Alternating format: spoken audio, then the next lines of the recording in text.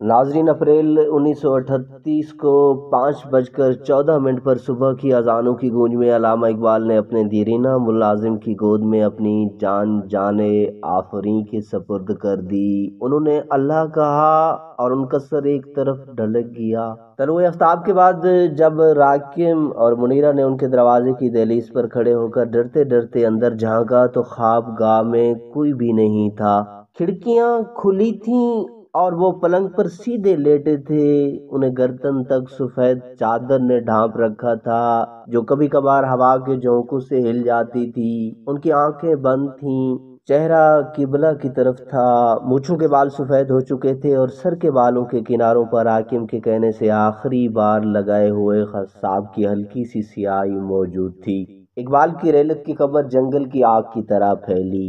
اخبار چھپے، سرکاری دفاتر، سکول، کالج، عدالتیں، اسلامی ادارے سب بند ہو گئے اور لوگ ہجوم در ہجوم جاوید منزل کا رخ کرنے لگے۔ ہزاروں لوگوں نے باری باری اقبال کے چہرے کی آخری زیارت کی اور گزرتے چلے گئے۔ وہ سامنے گول کمرے میں سے ان کی خوابگاہ میں داخل ہو کر بغلی غسل خانے سے باہر نکلتے تھے۔ یہ تانتا شام تک بندہ رہا۔ 5 بجے شام جاوید منزل سے جنازہ اٹھا۔ جنازے کے ساتھ لمبے لمبے بانس مضبوطی سے باندھ دیے گئے تاکہ زیادہ سے زیادہ مسلمان کندھا دے سکیں۔ جنازے کے ساتھ ہزاروں کی تعداد میں پنجاب کے ہر شعبہ زندگی کے لوگ بلا امتیاز مذہب و ملت شامل تھے۔ وزرائے حکومت، حکام، اعلیٰ عدالتوں کے جج، وکلاء، کالجوں کے پروفیسر، اساتذہ، طلبہ، شعراء، صحافی، مشائخ، علماء سبھی کلمہ شہادت کا ورد کرتے جا رہے تھے۔ جنازے پر کئی پھولوں کی چادریں چڑھائی گئیں اور پیدل اور سوار پولیس، سرخ پوش رضاکار سب اپنی اپنی وردیوں پہنے جنازے کے ہمراہ تھے۔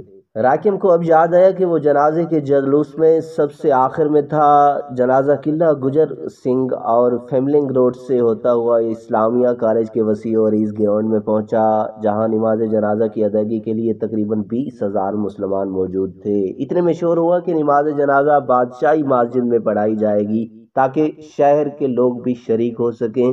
لوگوں نے افراتفری میں جنازہ اٹھایا اور مجمع بدحواسی کے عالم میں ریلوے روڈ کی طرف بڑھا۔ بعد ازاں جب دہلی دروازے تک پہنچا تو ان کے ساتھ سوگواروں کی تعداد کوئی 50-60 ہزار تک پہنچ گئی۔ 7 بجے کے بعد جنازہ شاہی مسجد پہنچا۔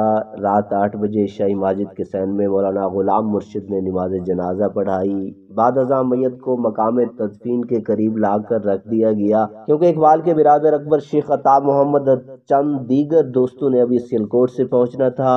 وہ لوگ تقریباً 9:30 بجے رات کو وہاں پہنچے اور شیخ عطا محمد نے آخری بار اقبال کے چہرے کا دیدار کیا۔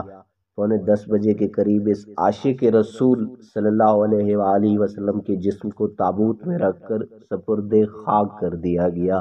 ناظرین، کہانی کے بارے میں ایک کومنٹ ضرور دیجیے گا۔